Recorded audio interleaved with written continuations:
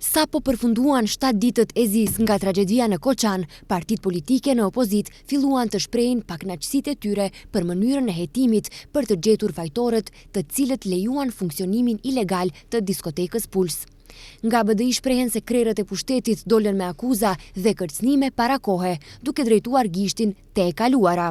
Theksojnë se objekti ishte mbyllur nga DAP disa muaj më parë, por ishte rihapur në mënyrë të paligjshme. Të gjithë kanë parë gjithçka, askush nuk ka parë asgjë, sepse nuk kanë guxuar të reagojnë, thonë nga BDI.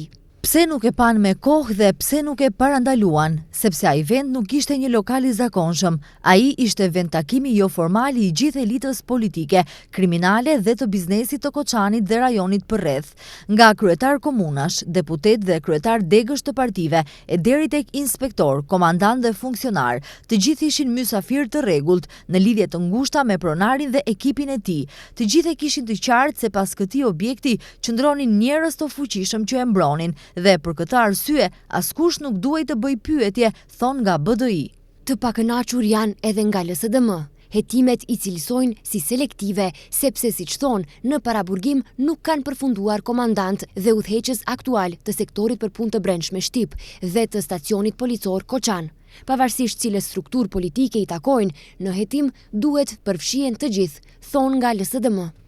A është e vërtet se asnjë nga komandantët, inspektorët dhe udhëheqësia e BSP-s dhe Ministrisë së Punëve të Brendshme në sektorin për punë të brendshme Shtip, të cilët duhet ta kishin ditur se çfarë po ndodh, nuk janë në paraburgim? A udhëhiqet për ndonjërin prej tyre hetim? Nëse jo, si është e mundur të mos hetohen persona të cilët atë natë kanë qenë në pozita përgjegjëse me kompetenca për të reaguar, por nuk e kanë bërë këtë? A është e saktë se të gjithë 7 të punësuarit në Ministrinë e Punëve të Brendshme, të cilët janë tani në paraburgim, nuk kanë qenë në funksion në ditën e zjarrit në diskotek, pyesin nga LSDM.